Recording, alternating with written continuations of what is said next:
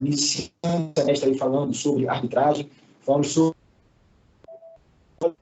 arbitragem, na aula passada, sobre a cláusula compromissória de arbitragem, e hoje temos aqui a continuidade, lá no artigo 9º, que eu vou compartilhar com vocês, que é o artigo que fala do compromisso arbitral. Uma coisa é a cláusula compromissória, como nós vimos na semana passada, quando já existe, então, uma cláusula diante de um contrato, onde as partes ou os sujeitos de uma relação... Não está compartilhando. Mas vamos ver se agora vai. Onde, então, as pessoas, sujeitos de uma relação contratual, inseriram uma cláusula, e nesta cláusula existe o compromisso arbitral. E o compromisso arbitral, ele acaba sendo uma consequência daquela cláusula que nós vimos na semana passada. E aí temos aqui o nosso artigo 9º, que diz: o compromisso arbitral é a convenção através da qual as partes submetem um litígio à arbitragem de uma ou mais pessoas, podendo ser judicial ou extrajudicial. O que ocorre?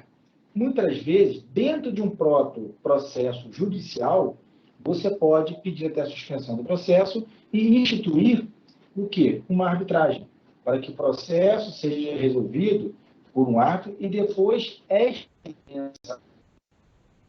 que vamos ver mais à frente, é feito em um título judicial. Na verdade, pode sim ter arbitragem lá onde, no processo judicial, mas na arbitragem não é exercida por um juiz, e sim por uma terceira pessoa que foi, ou mais pessoas, né? Podendo ser 1, 3, 5, 7, 9, que foram o quê? Escolhidos por aqueles sujeitos de uma relação contratual ou por algumas partes processuais, visando o quê? A solucionar esse conflito através dessa heterocomposição. Terceira pessoa ou mais pessoas resolvem o conflito pelas pessoas envolvidas, pelas partes ou sujeitos de uma relação contratual. Agora vamos lá. O compromisso arbitral judicial, ele será celebrado através de termo nos autos. Ou seja, você tem que fazer constar um termo, uma declaração dentro do processo judicial, onde está em curso algum processo. Por exemplo, a gente falou semana passada, salvo engano, sobre aquele caso da locação para veraneio, onde a pessoa, de fato, alugou um imóvel para passar o carnaval, por exemplo, onde tinha uma cláusula limitando a 10 pessoas, e a pessoa levou 40, 50, não foi isso? Bom, imaginemos que o locador tenha ingressado com uma ação judicial, cobrando uma multa que já existia naquele contrato pelo excesso de pessoas, ou seja, ultrapassou o limite contratual de 10 pessoas naquele imóvel no carnaval. E durante o curso da demanda, pode ser que as partes processuais, autor e réu, se submetam à arbitragem. E aí precisa de uma declaração nos autos naquele processo de rescisão contratual, ou processo de cumprimento de contrato, indenização, seja o que for o objeto do processo, onde estiver em curso, você precisa o quê? Um termo judicial, ou seja, uma declaração das partes do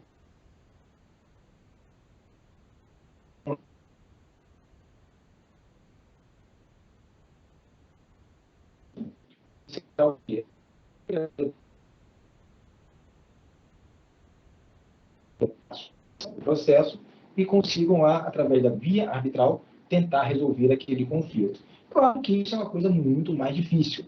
O que ocorre mais seria o parágrafo 2º do artigo 9º, que diz que o compromisso arbitral extrajudicial será celebrado por escrito particular, assinado por 2 testemunhas ou por instrumento público. Ou seja, existe a possibilidade desse compromisso arbitral ser feito até por escritura pública em cartório de títulos e documentos. Nada impede. Claro que fica muito caro. Normalmente você faz o quê? Um termo, um compromisso extrajudicial, e de forma particular, um documento particular, e pede o quê? Que duas testemunhas assinem, dando lá essa, vamos dizer assim, essa comprovação de que houve lá este termo assinado pelas duas pessoas. Ou seja, é a exigência aqui do parágrafo 2º, que é o mais comum, que é o compromisso arbitral extrajudicial. Agora, vamos lá. Não é tão somente você assinar um compromisso arbitral. Você precisa de ter alguns requisitos presentes neste compromisso arbitral. Na cláusula compromissória de arbitragem, você apenas tem no contrato uma cláusula que obriga as pessoas envolvidas a se submeterem a uma arbitragem, ponto. Mas não diz o que consta no compromisso arbitral. E aí vem, sim, o artigo 10 e nos elenca o que deverá constar de forma obrigatória dentro desse compromisso arbitral. Então, mais ou menos uma qualificação das partes. Nome, profissão, estado civil e domicílio. Temos ainda nome, profissão e domicílio do árbitro, ou, no caso de pluralidade, sempre número ímpar, dos árbitros, e, se for o caso, a identificação da entidade a qual as partes delegaram a indicação de árbitros, como nós falamos na semana passada. Muitas vezes você contrata já uma câmara de arbitragem, um escritório especializado em arbitragem, e não contrata o árbitro, mas sim o próprio corpo de uma pessoa jurídica que lhe presta esse serviço inserido lá em uma cláusula no contrato. E esse compromisso, na verdade, ele tem algumas exigências. E aqui a exigência é que você o quê? Identifique qual entidade, qual câmara, qual pessoa jurídica, seja até mesmo um escritório especializado em arbitragem, vocês estarão o quê? Autor e réu, no caso do processo, ou sujeito de uma relação contratual, contratante, contratado, quando delegaram esse poder para aqueles atos que você nem sabe quem são, que você apenas vai identificar a entidade, e essa entidade é que vai indicar o quê? Os árbitros. Então, tem essa diferença. Uma coisa é você indicar árbitro ou árbitros. A outra é você tão somente colocar num compromisso arbitral meramente uma empresa, uma câmara de arbitragem. E ela que vai fornecer os árbitros sem que você tenha o quê? Tenha, vamos dizer assim, concordado com o nome dos árbitros. Mas o principal de tudo está no inciso 3 do artigo 10. Por quê? Aqui diz a matéria que será objeto da arbitragem. Aí vamos lembrar lá da nossa primeira aula, o artigo 1º da Lei 9.307 de 96, que é taxativo. Só poderá ser passível de arbitragem direitos patrimoniais disponíveis, ou seja, os direitos indisponíveis, em nenhum momento, eles poderão o quê? Ser objeto de arbitragem, como nós vimos aqui também na semana passada. Imagine que o locatário tenha ofendido a honra do locador. Naquele caso aí, nós damos o exemplo, onde colocou mais de 10 pessoas numa casa de veraneio, onde o contrato limitava a 10 pessoas. Será que esse locador, além de cobrar a multa pelo excesso de pessoas, ele poderá também cobrar, junto ao árbitro, a questão do dano moral, ofensa à honra, uma vez que o locatário xingou outro locador? Não. Isso não será objeto de arbitragem. Mas e se colocar, conforme inciso 3 e inciso 10, que a matéria objeto de arbitragem poderá ser, inclusive, danos morais? Essa cláusula seria legal? Seria ou não? O que vocês acham? Não, se a arbitragem só fala sobre direito material patrimonial disponível, não. Exatamente, Isabel, exatamente. Ainda que você tenha a oportunidade de mencionar a matéria que será objeto da arbitragem, não quer dizer que você possa afrontar o artigo 1º desta lei. O que pode acontecer é você retirar alguns direitos patrimoniais que não serão objeto da arbitragem, caso seja necessária para a solução de conflito. É diferente. Você tem toda a razão, Isabel. Perfeito. E aí nós temos aqui o inciso 4 do artigo 10. o lugar em que será proferida a sentença arbitral. Percebam, assim como tem o Fórum Regional de Campo Grande, onde que vai ser proferida a sentença em processo da primeira vara de família de Campo Grande? Na primeira vara de família de Campo Grande. E onde será proferida a sentença arbitral? A gente não sabe. Vamos dar esse exemplo. A casa alugada para veraneio está em Angra dos Reis.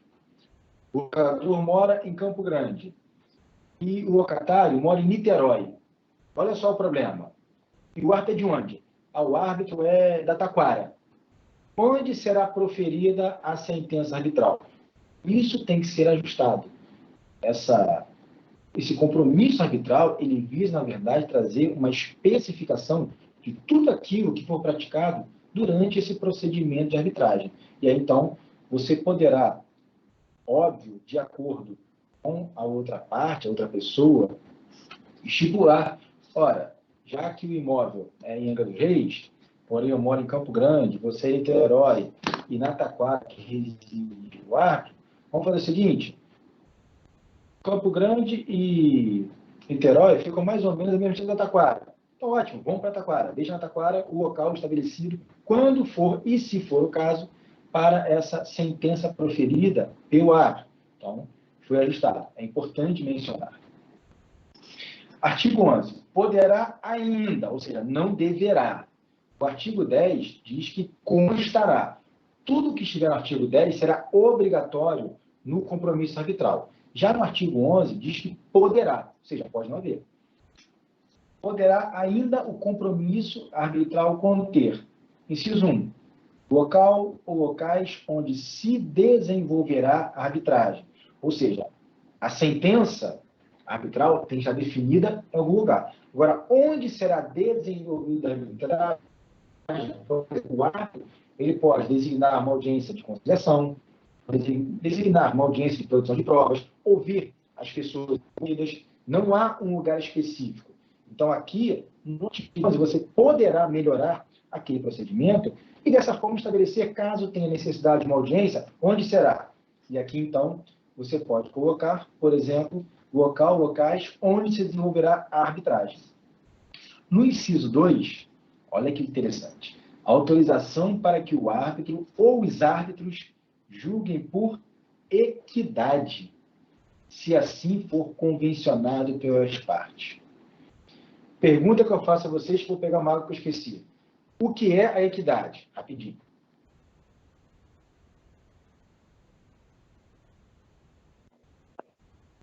É equilibrar os iguais e é aquela coisa de colocar... Cara, esqueci como que eu me expresso. É como se equilibrar os desiguais. Basicamente uma frase Não. que eu ouvi, mas não tô lembrando como que eu falo agora. Caraca. Os iguais como iguais, os iguais iguais. Dentro dessa desigualdade. Vocês estão falando, olha só, vocês estão confundindo a equidade com igualdade e isonomia. Não tem nada a ver. O árbitro vai julgar por igualdade? Por isonomia, não. O que significa a equidade? A equidade é uma forma de julgamento onde, nesse contexto, onde a pessoa que vier a definir o conflito ela poderá contrariar uma norma no sentido de uma decisão mais justa, ainda que ela vá contra uma norma consolidada. Vou dar um exemplo clássico desse fato aí. Vamos lá. Imagine que a cláusula não existia no contrato de locação desse imóvel de veraneio e carnaval, limitando a 10 pessoas. Vamos imaginar que haviam 13 pessoas naquele imóvel. E o locador, insatisfeito, solicitou, então, a abertura do procedimento de arbitragem, conforme havia cláusula e compromisso arbitral. Ok. Mas esse árbitro entendeu o seguinte: realmente, haviam 13 pessoas. Mas essas 3 pessoas que ultrapassaram aquele limite já estabelecido em cláusula contratual, eram crianças menores de 4 anos.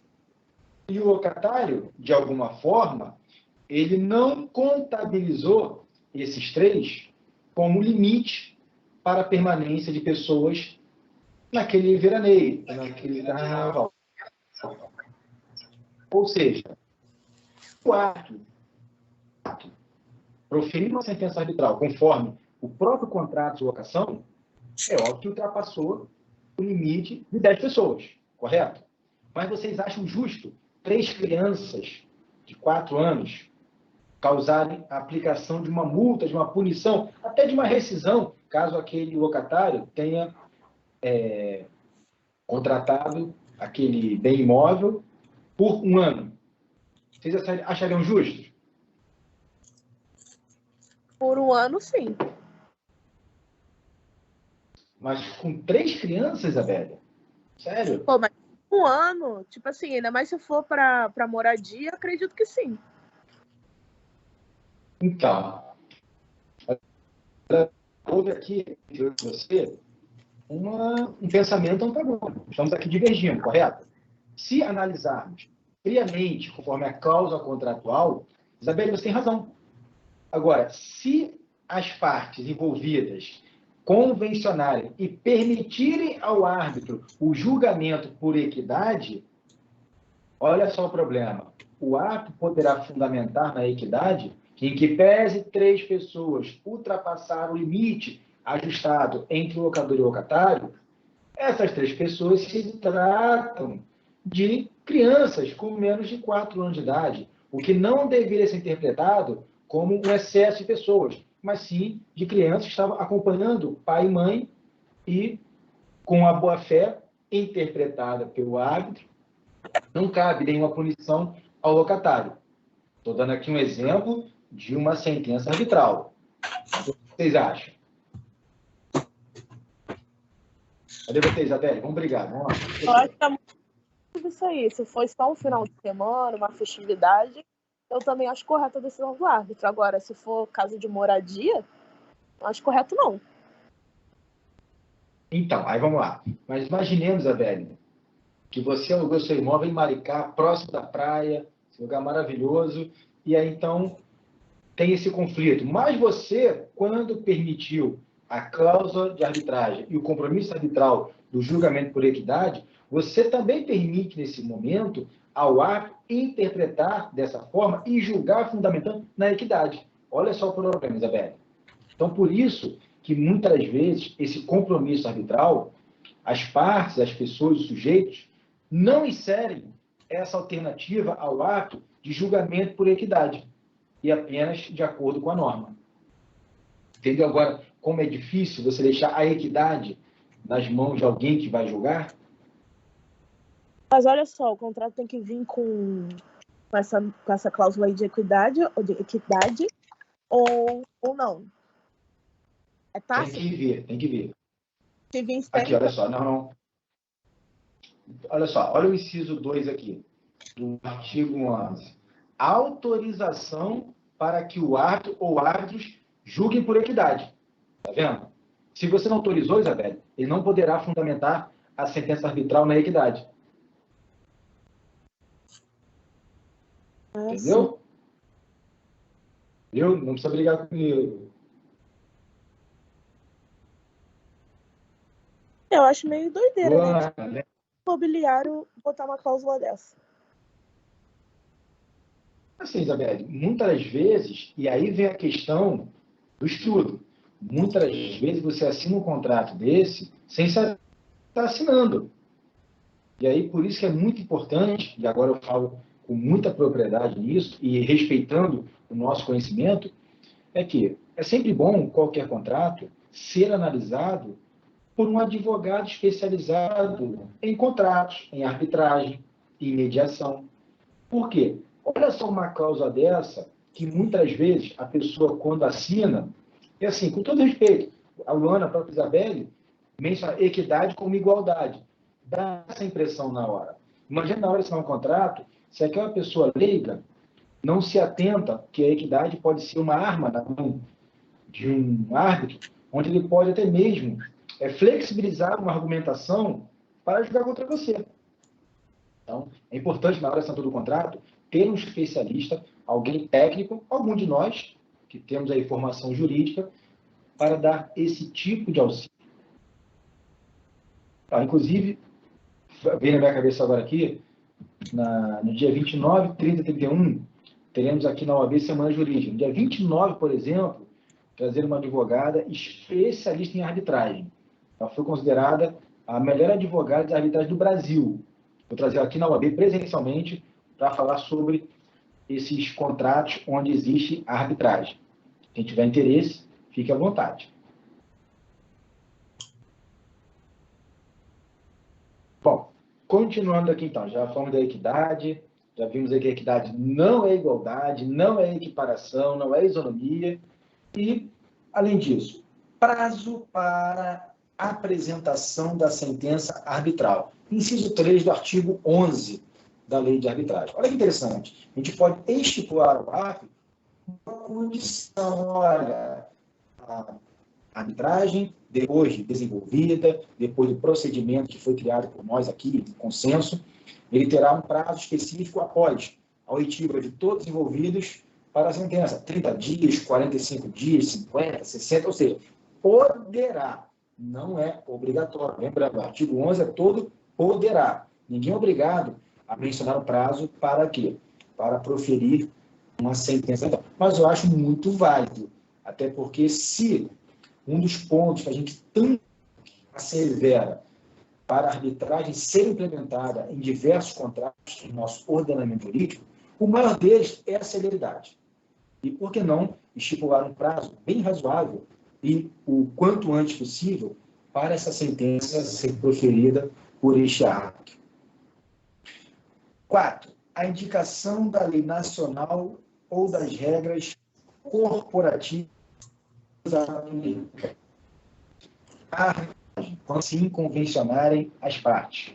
E aí, de acordo com a própria Lei 9.307, já temos aí uma lei específica que trata da arbitragem. Mas, por exemplo, algumas questões, a própria Lei do Inquilinato, a Lei 8.245, que fala do inquilinato, de 91. E aí, então, essa lei, você tem o quê? Também a possibilidade de inserção de forma clara, muito específica, esse artigo, inciso 5 e o 6, as partes que vocês devem sempre se ater na arbitragem. Vamos lá, o 5 fala: a declaração da responsabilidade pelo pagamento dos honorários e despesas com arbitragem, tem a declaração que as pessoas ali envolvidas naquele contrato, naquela arbitragem, se comprometerão a pagar pelos honorários e quaisquer despesas exercício da função do árbitro. Mas, lembrando que, com o valor fixado dos honorários do árbitro. Percebam, o artigo 10 não obriga. Mas será que vocês seriam capazes de inserir uma cláusula de arbitragem sem estabelecer a responsabilidade e, principalmente, qual o valor dos honorários desse árbitro? Certamente seria uma temeridade, porque você ficaria à mercê de uma interpretação, de uma subjetividade do próprio árbitro estabelecer seus honorários para praticar aquilo que ele é obrigado, por força da cláusula que vocês assinaram, mas que ele também aderiu como árbitro. E aí, assim como honorários de advogado, honorários periciais, parágrafo único do artigo 11. Fixando as partes do árbitro dos atos do compromisso. Este constituirá título executivo especial. Não havendo estipulação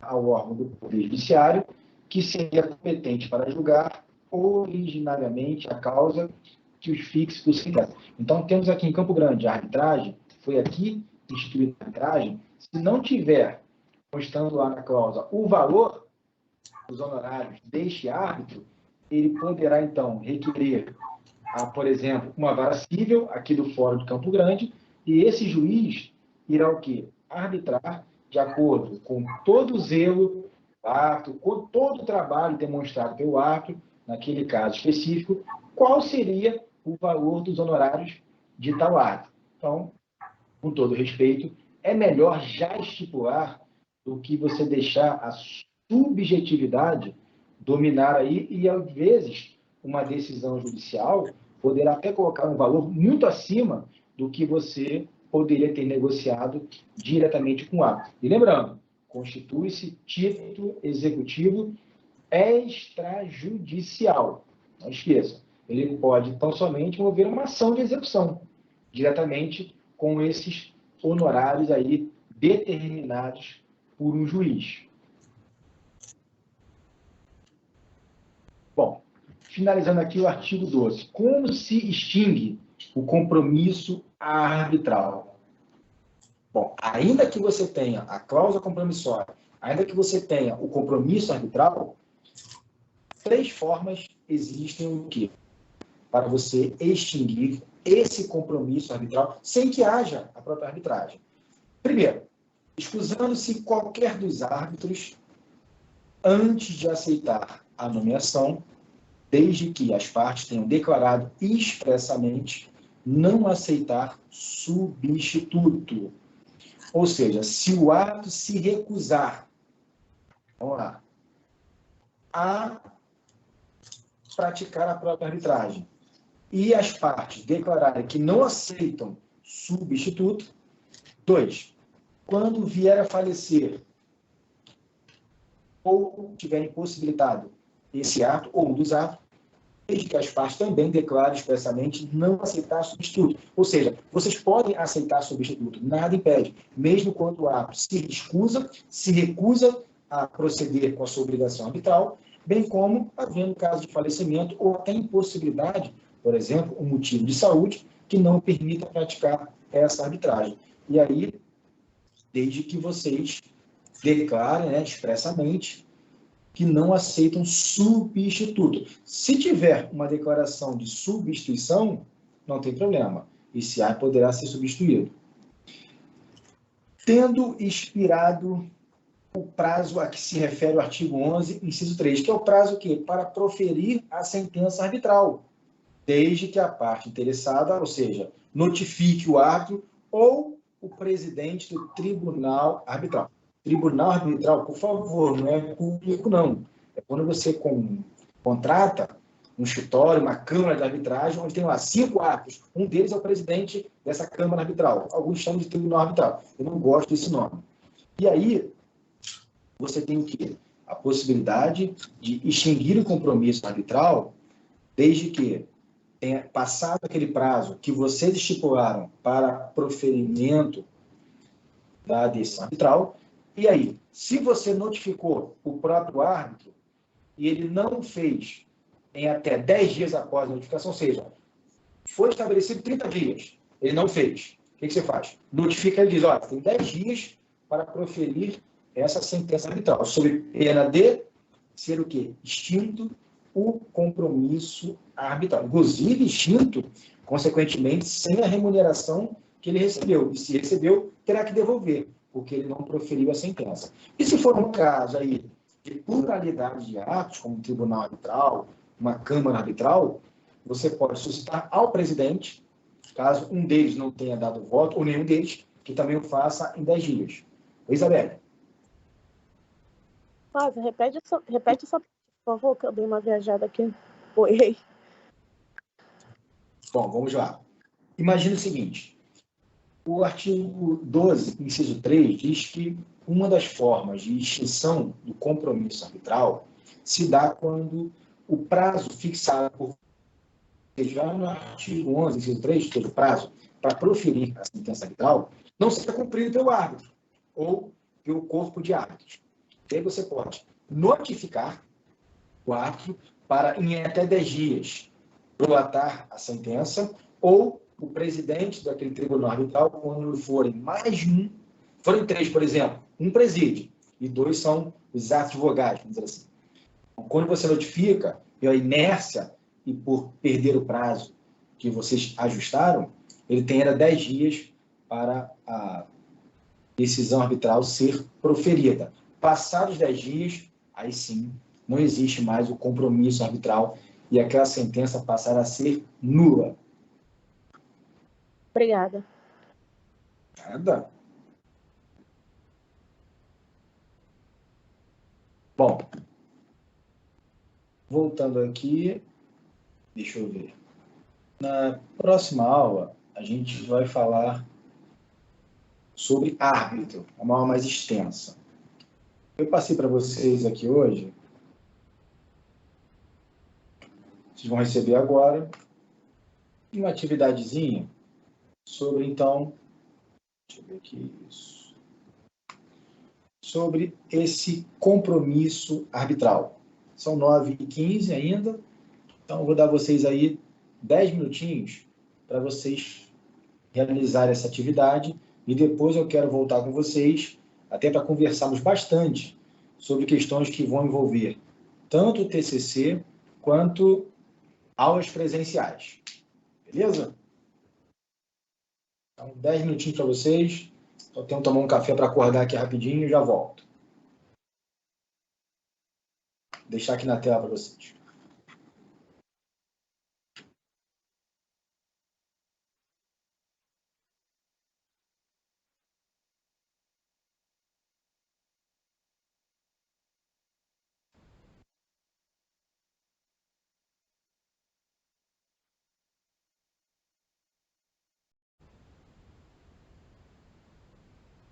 Que diz que o compromisso arbitral ele poderá, inclusive, ser celebrado por termo nos autos de um processo judicial. Então, a primeira opção está errada. Conforme artigo 9º, parágrafo 1º. Acertei.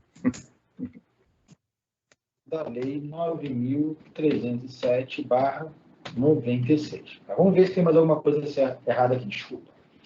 O compromisso arbitral poderá ser extrajudicial ou judicial. Bom, mesma fundamentação. 3. Será extinto o compromisso arbitral quando as partes recusarem substituto em caso de falecimento do árbitro. É o inciso 2 do artigo 12 da Lei de Arbitragem, que diz exatamente isso. E quanto, vamos lá, a matéria objeto de arbitragem deverá constar no compromisso arbitral. É o que diz lá no artigo 10, onde constará obrigatoriamente, não é poderá, é constará. Então, é obrigatório que conste no compromisso arbitral qual a matéria objeto de arbitragem. Então, podemos afirmar que a única opção incorreta seria a opção primeira, a opção 1. Não sei se a galera foi mais nela. 18 foram nela, 3 na segunda. Acertei. Acertou, Robson. Robson já botou o artigo, né, Robson? Botei e fundamentei. Isso aí. Então, beleza. Não vou botar, obviamente, as pessoas que erraram, né? Seria uma falta de ética minha. Só tirar o compartilhamento, senão sai sem querer para vocês verem aqui.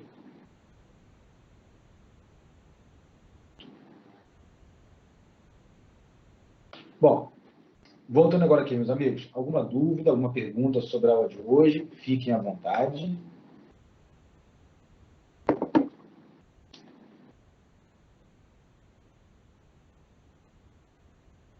Não? Bom, então vamos lá. Olha, vocês já tiveram aí, parece que aula com a professora Flammer, professora e regente, não da disciplina, mas da atividade TCC, trabalho de conclusão de curso de vocês, pelo qual vocês já fizeram no semestre passado o projeto, e agora estão naquela fase de dar continuidade ao conteúdo e entrega, consequentemente, com junto a uma banca desta instituição. E pensando nisso, a professora Flammer, aproveitando, inclusive, que na sexta-feira ela tem aula tanto com vocês como eu, ela marcou para a próxima sexta-feira da semana que vem, dia 25, não é isso? É isso, confere? Dia 25, uma aula presencial. Exatamente. E uma aula presencial lá no auditório, para que a gente possa trazer para vocês. Ela colocou entre 7 e 9 horas, mas certamente vai passar disso, pela quantidade de alunos que estão aí nessa turma de nono período noturno. E aí nós estaremos com vocês passando todo o conteúdo metodológico e também as questões que são inerentes à própria defesa na banca, onde eu já me disponibilizo, além desse dia 25, também marcar com vocês uma aula, até fora do meu horário, eu até prefiro que seja um momento onde vocês não percam a aula, para a gente fazer aí um treinamento para como realizar uma defesa perante a banca TCC, quais aspectos vocês precisam ter uma abordagem, uma metodologia para não ensinar, mas para deixar vocês mais à vontade e que possam lá no dia da defesa, da apresentação do TCC de cada um, que vocês tenham mais tranquilidade. Isso é um compromisso que eu faço, mas além disso, a professora Fâmer, e de forma muito assertiva, fez esse projeto, me pediu opinião, falei, Fâmer, estou dentro, nós dois juntos, vamos já orientar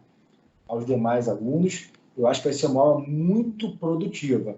Então, peço a vocês que, por favor, no dia 25, é presencial, que vocês não deixem de comparecer aqui na Unirj, no auditório, que será uma aula muito importante para fins aí do nosso TCC. Vamos lá. Fique à vontade para esclarecimentos. Boa noite, mestre. Perdão, não ouvi qual o dia da apresentação, por gentileza? Vai ser uma sexta-feira, dia 25. A próxima agora é dia 18. Na semana que vem, Vinícius, vamos ter aí uma aula, professora Flamer, primeiro horário, e eu no segundo. Vamos juntar essas aulas e dar para vocês o TCC. Uma forma de otimizar e auxiliá-los. Acho que vai ser bem produtivo. A professora Flamer foi muito inteligente quando percebeu que só essa atividade extra não seria suficiente. E essa aula que ela está preparando vai ser realmente muito boa para todos vocês. Inclusive, já tenho até minhas dúvidas. Boa noite. Oi, Luana. Boa noite. Agora, a dúvida. Não vai caber todo mundo no auditório, não. Cabe. Não vai, não. Como é que vai ser feito isso aí? Luana, essa turma tem o quê? 80 e poucas pessoas? Cabe sim. Cabe? O povo da manhã não vai também, não? O pessoal que está com São Bernardo? Não. Essa é só para a noite. E aí, se for o caso, eu faço depois com a Flamer uma aula de manhã, para os alunos da manhã. Ah, entendi. Se reunir duas turmas, realmente vai ficar complicado. Professor, pegando o gancho aqui da Luana, assim, não existe a possibilidade, uma vez que vai ter colegas que trabalham também de plantão, de escala de serviço, poder acompanhar ela de forma virtual? Ou seja, seria híbrida? Quem pudesse estar presente, estaria ali presente lá no auditório. Caso contrário, assistiria e acompanharia virtualmente. Existe essa possibilidade? Foi pensado dessa forma? Ou só presencial mesmo? Olha, Rob, a princípio não, porque é um estilo de aula que o virtual não vai ser legal. É uma aula que depende realmente dessa proximidade. E aí, eu particularmente não teria esse critério de fazer uma aula virtual, porque eu acho que não atenderia. E muitos deixariam de vir para assistir de casa, e não será a mesma coisa. Tem que ser mesmo presencial, olho no olho, especialmente falando sobre a questão de apresentação da defesa. Mas isso também não quer dizer, Rosa, e já me coloco à disposição, que caso aqueles alunos que não consigam assistir por um problema de trabalho, de saúde, a gente não possa fazer mais à frente também uma outra oportunidade, de repente um outro dia, não tenho problema com isso, não. Pelo contrário, eu quero muito trabalhar com vocês, especialmente falando dessa forma de defesa ao TCC. Acho que é muito legal. Não só para TCC, mas com forma de argumentação, de defesa de um argumento que você possa utilizar futuramente na sua profissão como servidor público, como advogado.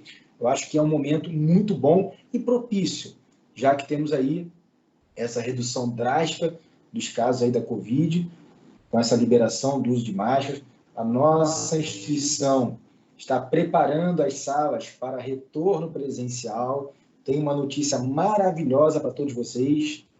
Estão sendo pintadas, reformadas, climatizadas as salas de aula para receber com todo o conforto e carinho possível cada um de vocês. E a nós, professores também, que eu fiquei muito feliz em saber que vamos ter salas climatizadas. Pelo amor de Deus, esse calor eu não aguentaria. Enfim, inclusive também com a expectativa de termos em cada sala equipamentos multimídia, ou seja, projetores, telas. Fiquei muito feliz hoje com a reunião que tivemos agora às 3 horas da tarde, com a coordenação e direção. Visitamos as salas, vimos as obras lá. Realmente parece que vamos voltar com todo o conforto possível, muito melhor do que antes. Excelente, excelente. Enfim, vamos lá. Dúvidas? Por favor, fiquem à vontade. Professor, essa volta à aula teria, tipo assim, já um calendário previsto? Final do mês, início do próximo mês?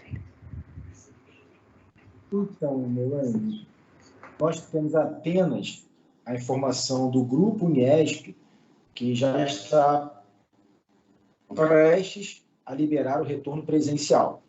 Mas, assim, eu não tenho uma data para lhe informar. A nossa expectativa é que ainda esse mês de março volte, no finalzinho. Ou, na pior das hipóteses, logo no início de abril. Mas, pelo que eu tenho aqui percebido, parece que a última semana de março já voltaremos com alguma coisa presencial. Não, é porque a gente está correndo para entregar as horas e a Ravine explicou que seria, tipo, o momento de entregar as horas online é agora, depois volta o antigo período. E aí todo mundo está, assim, correndo, né, com medo de voltar, tipo, ela não disse quando, né, de voltar, tipo, amanhã e a Rose já não aceita mais. É só essa aflição, que tá todo mundo correndo. Entendi. Até uma colega sua hoje me procurou para falar a respeito. E assim, Melanie, a minha interpretação, eu acho que tem que ser de todo mundo. Se você realizou essa palestra, essa audiência, antes de voltar ao presencial, tem que valer. Quando voltar ao presencial, dali em diante, é que não passará a mais valer. É o que eu entendo. Então, se você fez ano passado, assistiu algum evento... Eu também entendo desse jeito. Então, exatamente, Mara. O certificado é do ano passado, quando perdurava ainda o momento pandêmico, ele tem que valer. Agora, depois que voltaram às aulas presenciais, você fazer algum tipo de atividade virtual, aí vamos respeitar as limitações do manual acadêmico. Mas aí, dali em diante, não para trás. Quem tem certificados para trás para pegar, o que importa é quando foi realizado o curso, a audiência, a palestra, a visita. Oi, Isabelle. Professor, é mesmo, assim, eu acho uma sacanagem, porque teve gente aí que a gente ficou 2 anos parado e não flexibilizaram, beleza. E sobre a volta das aulas presenciais, no mínimo tinha que dar uns 15 dias aí de antecedência com a data aí, porque as pessoas precisam se programar, a vida não é um morango, e a gente tem que se programar. Então, mas eu já estou, assim, nós já estamos avisando há mais de 15 dias. Não vai começar daqui a uma semana. Né, Plaza? Tem que dar uma data específica. Mas, olha, eu já estou te afirmando que provavelmente no final do mês vai começar.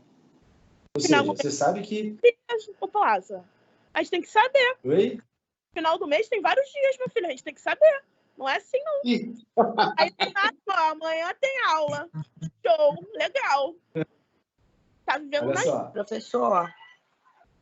Hoje é dia 14 de março de 2022. Nessa passada, eu já tinha alertado a vocês que iria voltar ao presencial. Mas vamos imaginar que hoje fosse a declaração do professor Rodrigo. Tá, velho? 14 mais 15 é 29. E aí? 14 mais 14 são 28. Não, show. Então você está declarando que vai voltar o presencial. Porque até então era uma situação. Por causa disso, era uma confirmação. Eu preciso organizar minha vida. Eu acredito que muitos colegas também precisam. Sim, Isabelle. É uma realidade mesmo, tá? A não ser, assim, com todo respeito, e eu acho que é uma coisa muito improvável que venha aí uma nova variante absurda da Covid e faça lockdown, fecha tudo, hospitais abarrotados de pessoas em internações, enfim. Se não tiver nada disso, o que eu acho muito pouco provável, e espero que também não seja provável, que não aguento mais o virtual, nada aconteça. Eu não, porque teve carnaval, né? Ainda não foi dia de carnaval. Na verdade, não é carnaval, né? Vão aproveitar a Semana Santa para os desfiles de escola de samba. Com todo respeito, o carnaval teve aqui no Rio de Janeiro. Desculpa. Existiu carnaval. É só mais um motivo para fazer festa. Não, exatamente. Então, teve carnaval nesse período aí, nesse feriado, entendeu? Ainda, se tiver que estourar aí, a pandemia não. Se tiver que estourar, já teria estourado. O que a gente vai ter em abril, na verdade, é apenas os desfiles de escola de samba. Carnaval nós tivemos. Quem andou nas ruas aí percebeu que, com todo respeito, não houve nada Professor, de não carnaval. Oi, Larissa. Deixa eu aproveitar o gancho que ela está falando de hora complementar. E eu tive na universidade para entregar umas horas e me foi informado que estágio não é válido como hora complementar. E aí eu queria tirar essa dúvida aí, porque eu tenho muitos colegas que as faculdades aceitam e eu nunca soube que não aceitava. Então, assim, me chocou um pouco. Aí eu queria entender se é uma norma da própria faculdade ou como que se procede. Então, o estágio, na verdade, ele pode ser usado para você ter uma redução, uma parte de isenção no núcleo de prática jurídica, que é o estágio obrigatório aqui na instituição, que é, na verdade, uma disciplina. Está lá na grade curricular de vocês. Então, o estágio, ele não é reconhecido, e aqui sempre foi dessa forma, aqui desde a Moça e Bastos, no manual acadêmico, como hora complementar. Porque lá no núcleo de prática eles dizem que também não vale. Aí fica difícil. Não. No núcleo vale quando o estágio no núcleo vale. O órgão oficial. Eu fiz 2 anos no TJ e aí eles falaram para mim usar como atividade. Aí eu cheguei lá e a responsável pelas atividades complementares falaram que não é aceito como atividade complementar. Aí eu estava lendo sobre isso e eu vi que realmente no núcleo ele servia, né? Por isso que eu estou tirando essa dúvida até para mim poder ver. Isso aí, Larissa. No núcleo você pode utilizar casos tendo como redução de até 25% da sua carga horária. Entendi. Tá, ok. Oi, Taurino. Oi, meu amigo. Taurino, vamos lá, meu amigo. Oi, professor. Boa noite. Boa noite. Tá me ouvindo bem aí? Estou ouvindo bem, meu amigo. Fica à vontade. Maravilha aí as notícias, né? Todo esse preparo aí para o retorno. É uma maravilha, né? Essa climatização, todo esse retorno, já no final, mas aguardamos, mas aconteceu, né? Sim, com certeza, com certeza. E olha, não tenho dúvida que a climatização e fui o que mais reclamei, muito mais do que vocês. Não teria dúvida disso. Isso. Eu espero usufruir como professor futuramente. Eu estou aqui nesse momento com vocês, num escritório aqui, com ar congelando, que eu sou assim, eu sou igual um pinguim, eu adoro frio, e vamos ter, se Deus quiser, uma sala bem confortável em breve. Então, a minha pergunta é que a certeza da N1 presencial é fato, né? Sim, com certeza. Até porque, salvo Pela engano, data que o senhor deu? Sim, será presencial. Verdade. Ok. Muito obrigado, só isso. Nada, meu amigo. Um abraço. Outro. Vamos lá, por favor.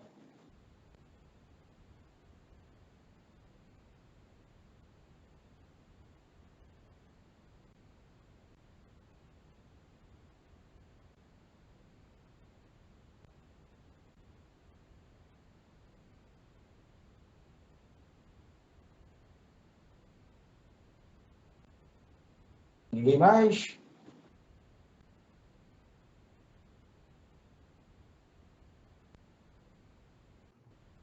Plaza, Bom. Oi, Luana. já tem uma noção de quais serão os professores da grade do turno da manhã? Olha, Luana, a princípio serão os mesmos da turma da noite. Até porque a turma do nono período estaria voltando, né, para Rio de Janeiro. Exceto se tiver algum conflito de horários, pode ser que o professor não consiga. Mas acredito que seja mantido mesmo o corpo docente. Se tiver uma alteração, será uma alteração muito singela. Nada demais, não. Tá bom, obrigada. Talvez eu mesmo tenha que perder uma disciplina com a turma da manhã. Não conseguiria ficar com as duas, por questão de tempo. Mas aí, o pessoal até agradece.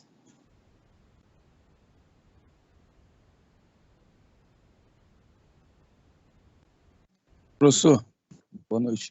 Oi? Chega, meu amigo. Tô com uma pequena dúvida, professor. Tá conseguindo me ouvir direito? Tô ouvindo bem. O que acontece? Eu coloquei NPJ pela manhã, durante o dia da semana, e se por acaso eu viesse a transferir para o turno da manhã, como é que ia ficar o NPJ, que ia conflitar com o horário das aulas? Aí você troca para tarde, por exemplo. Ah, tá. Há essa possibilidade, então. Claro, com certeza. Pode ficar despreocupado quanto a isso. Ok, Se for o obrigado. caso, cara, coloca aquele horário logo pós-aula, para você, de fato, aí já conseguir, de repente, dar continuidade. Não se preocupe, isso tá. não. Isso aí pode ficar despreocupado. Obrigado, mestre. Valeu. Nada, abraço. Bom, vamos lá, meus amigos. Mais alguma dúvida? Todos animados aí para a volta presencial? Espero que sim. Não estamos. Não. Queria terminar pelo menos esse período aqui, pô. Pois é, cara. Porque a minha vida, professor, ela tava eu organizo a minha vida por período da faculdade, entendeu? Pensei que iria voltar pelo menos no começo do ano. Então me organizei para isso agora. Agora que vai mudar, praticamente no meio do período, eu vou ter que mudar minha vida de novo, minha rotina novamente. Tem que se adequar de novo à faculdade. A realidade é essa, entendeu? Ângelo, para de chorar. Nós estamos no início do ano ainda. Mal começou o ano, fala sério. Para de chorar.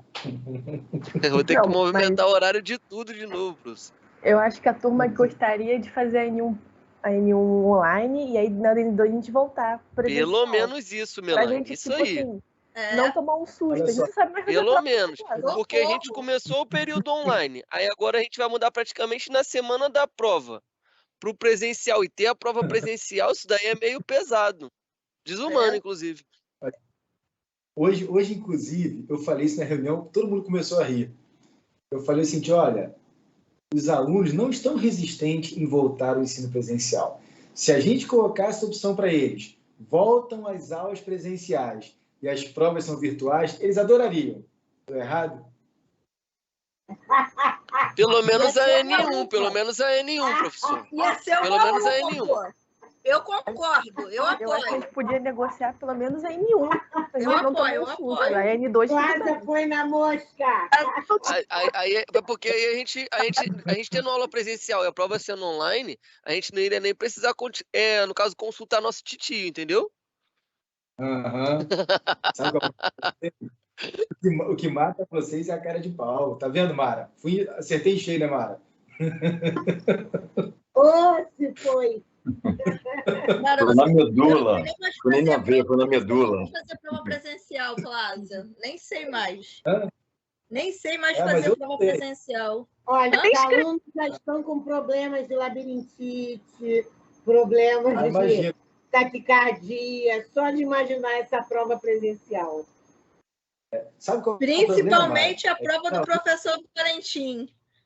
Mara? Olha só. Mara, os alunos têm dificuldade de fazer a prova presencial. Agora, na hora de tomar o Shopping, ninguém quer Shopping virtual. Todo mundo vai no Shopping presencial. Não, ninguém quer. Tem que ser o tete-a-tete. Tá vendo? Ô, professor, eu concordo com o ponto de vista, mas também tem outros 50% que realmente é o cronograma, a nossa vida pessoal em si, entendeu, professor? Mas é uma coisa, uma transição que a gente vai ter que se readaptar. Eu votaria por se readaptar depois da N1, professor, isso eu confesso, mas vamos ver como vai ficar. Lázaro, você como coordenador do curso, eu gostaria de fazer uma pontuação. O nível de exigência das provas virtuais foram altíssimos. Nós tivemos bastante trabalho em fazer pesquisas e articulações para conseguir dar conta das questões, porque foram altamente bem elaboradas, já que nós tínhamos livre acesso a qualquer fonte de consulta. Então, eu peço, como coordenador, para você dar uma conversada com a equipe docente, para eles também fazerem essa adequação. Uma coisa é você ter acesso a uma gama de pesquisa para responder uma questão de altíssima dificuldade. Outra coisa é você pegar um vade-mecum para responder questões, entendeu? Ali em 2 tempos de aula. Nesse sentido aí, Mara, porque os professores também vão ter que se readaptarem. Porque eu vou te falar, algumas provas, nesse período da pandemia, elas foram bastante trabalhosas. Eu aprendi muito, porque eu tive que pesquisar para responder. Hein, Mara? Posso contar que um professor que deu a prova, que mais de 100 pessoas tentaram fazer a prova? Não, acho que nem convém. A questão é o nível de dificuldade, entende? Porque nós tínhamos 2 dias para fazer as pesquisas e atender a demanda que chegou até nós. Agora nós teremos 2 tempos. Entendeu? Não, assim, só respondendo antes do Renan, você tem razão, claro. Muda a vida de todo mundo. E não só na faculdade. Por exemplo, essa semana tivemos a notícia, semana passada, do retorno, por exemplo, das mulheres gestantes ao local de trabalho, o que era proibido por uma lei anterior. Então, assim, a sociedade como um todo ela está sofrendo hoje algumas consequências de um retorno de um momento que dura 2 anos. Completou ontem, no dia 13 de março, 2 anos a pandemia. Então, o Renan tem toda a razão. No primeiro momento, muitos de nós, professores, alunos, terão dificuldade, sim, de ajustarem a sua vida cotidiana, é natural. Nós também, tá? Eu estou falando aqui que eu quero presencial, mas a minha vida vai ter que mudar de novo. Porque eu estou hoje todo adequado a esse ambiente, vamos dizer assim, semi-virtual. Eu atuo em alguns momentos de forma virtual, outros presencial, mas eu quero aquele meu normal de volta. Mas vai impactar também na minha vida, Renan. Não tem a menor dúvida quanto a isso. Nós nunca mais voltaremos àquele normal anterior à pandemia. Muitas coisas mudaram. A gente tem que... São novos tempos, né, Cláudia? Nós temos que nos adaptar a esses novos tempos. Sim, por exemplo, eu acho que essas plataformas que a gente utilizou, por exemplo, o Google Classroom, para mim é maravilhoso. Você acha realmente que eu vou, caso tenha que passar trabalho para vocês, que é o nosso normal aqui, né, com o TED, acham vocês que eu vou passar um trabalho para me entregar impresso fisicamente ou vou pedir para encaminhar no Classroom? Claro que é no Classroom. Não gasta papel, facilita a minha leitura, facilita a entrega de vocês, facilita a correção. Então, assim, ecologicamente é até sustentável. E aí, claro, muita coisa a gente vai aproveitar. Mas, eu sempre falo isso, a gente passou 2 anos da pandemia ensinando ou tentando ensinar virtualmente, que eu nem sei se eu consegui ser razoável, eu acho que não. Mas, assim, todos os exemplos... Eu não sei, Mara, eu confesso que eu gosto muito do presencial, então eu não me vejo fazendo isso. Eu gosto muito do presencial, mas eu tenho que colocar isso também. Eu acho que, pelo menos o grupo de professores que trabalhou com a nossa turma, se saiu muito bem nessa adaptação repentina para essa nova modalidade de ensino. Vocês se saíram muito bem mesmo. Eu fico feliz de conseguir ter contribuído alguma coisa, mas eu quero o meu cantinho de volta, a sala de aula, como tivemos aí hoje aqui na UAB, um evento, semana passada, vários eventos, semana retrasada, lotamos o auditório da UAB, foi maravilhoso. Oi? A qualidade é outra, né? O clima é outro, sabe? A energia é diferente, a gente fica motivado, a gente sai feliz do ambiente, do evento. Em então, casa a gente assiste aula de pijama, descabelada. À medida que você tem que ir para a faculdade, você já tem que, pelo menos, cuidar da aparência. Eu estou aqui nesse momento de camisa, bermuda e descalço, sem chinelo, inclusive. Tem essa comodidade, né? Às vezes eu faço uma audiência, coloco a camisa, a gravata, o paletó e estou de pijama embaixo, descalço. É isso aí. Realmente é um conforto, mas não tem aquela sensibilidade. Então, assim, eu acho também que eu vou ter que me readaptar, não à aula presencial, mas como o Renan muito bem mencionou, ao nosso cotidiano. Eu vou ter que modificar questões da minha vida de trabalho, mas eu quero modificar, Renan, mesmo que isso no primeiro momento me custe, porque só de ter essa sensação de retorno de uma turma como a de vocês, turma essa que, por exemplo, a turma da Mara, que se uniu a essa, o Robson, que se uniu a essa que veio da manhã, grande parte dos alunos, né? A Luana, a Larissa, o Ângelo, a Isabelle. O que acontece? Essa turma eu conheci de manhã.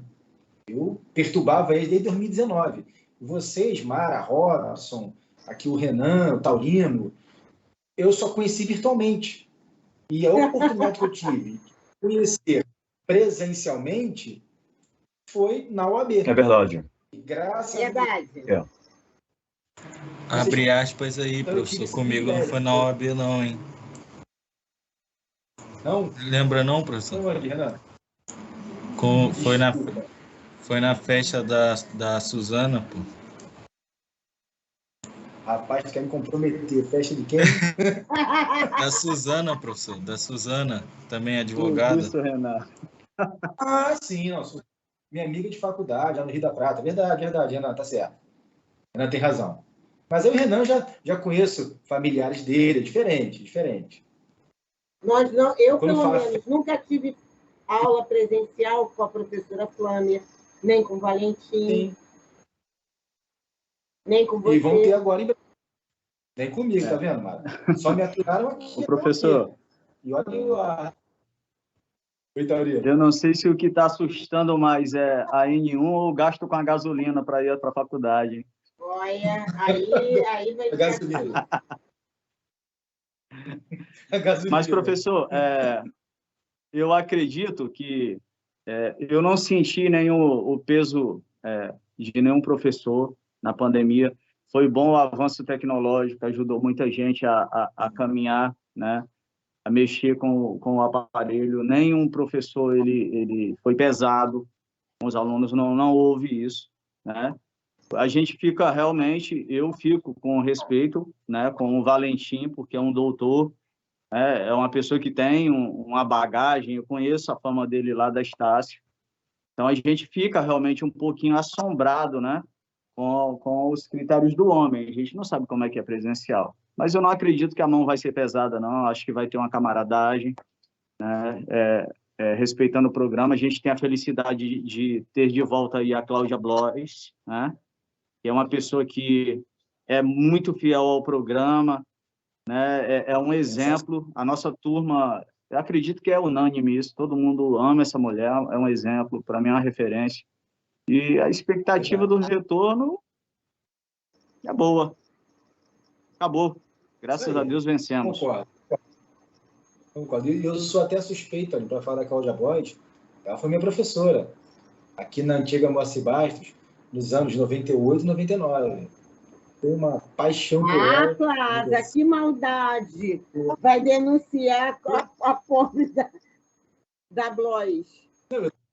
Eu estou denunciando a minha idade também, Mara. Então, fazer o quê? Já perceberam que eu passei dos 40, infelizmente. Quem não morre envelhece, é melhor envelhecer. Verdade. Eu agora penso assim também, porque não tem jeito. A alma nunca envelhece. Eu tenho 15 anos na minha alma. O problema é que eu já passei de meio século. É isso aí. Tá vendo? Imagina esse momento agora, final de aula, batendo papo presencial. Seria muito mais prazeroso do que a gente ficar vendo aqui por tela. Verdade. Então, em breve aí, vamos estar todos juntos, batendo papo, tendo aula, cumprindo o programa, mas tendo esses momentos também que fazem falta para a nossa vida. Momento de lazer, de brincadeira. Poxa, sexta-feira agora passada, eu fui numa formatura, né, sexta-feira, lá em Bangu, uma turma que formou no 10º período aqui no ano passado, uma turma que eu caminhei do 3º período ao 10º. Então, assim, eu fui patrão da turma, presidi lá a solenidade de colação de grau, foi muito emocionante, mais de 60 alunos se formando, sabe? Mais de cada aluno levou 10 familiares, e aí você ter essa oportunidade, dar um discurso bem carinhoso para uma turma de 60 alunos, com 10 convidados, mais de 600 pessoas ali te assistindo, vendo aquele ambiente bacana, de amor, de energia. Olha, isso para mim não tem preço. Não tem preço. E aí, em breve, são vocês. E certamente, ainda que eu não seja um dos homenageados, estarei lá, com certeza, aplaudindo vocês. Não tenho dúvida disso, porque eu preciso mesmo desses momentos. A gente sente falta. E voltando às aulas, certamente, tanto a turma da manhã está com vocês aqui, que é uma turma também que eu tenho uma relação muito próxima, por ter tido aulas com eles presenciais, e vocês, a turma da noite, também são muito carinhosos comigo, mas a gente precisa ter essa convivência pessoal, não tivemos até hoje, vamos ter em breve. Tenho certeza que as aulas serão muito mais divertidas. Bom, meus amigos, eu vou agora me despedir de vocês. Oi, Isabelle. Eu sou muito a favor da volta presencial, sim. Só não estou sendo a favor da forma que está, mas tranquilo. Isabelle, não adianta brigar comigo, não, Isabelle. Tô com saudade de você. Briga pessoalmente. Eu vou brigar com você, sim. A gente vai ter um papo sério quando voltar presencial. Isso, mas pessoalmente, olho no olho. Brigar por vídeo, não. Até que você se esconde no vídeo, você não se mostra. Daqui a pouco eu não, tô de touquinha, pijama, tá dela pra dormir. Aí vai lá na OAB, me ver, tomar café comigo, me abraçar. Aí na sala de aula virtual fica aqui. Tem que te encher o saco. Isso, você sabe que eu te adoro. Boa noite, pessoal. Boa noite a todos. Fiquem com Deus. Obrigado pela aula, pela participação, essas coisas. Boa noite, a gente motivar cada vez mais. Beijão no coração de vocês. Fiquem com Deus. Tchau, tchau. Boa noite, Boa noite, amor. Boa noite, Padre. Boa noite.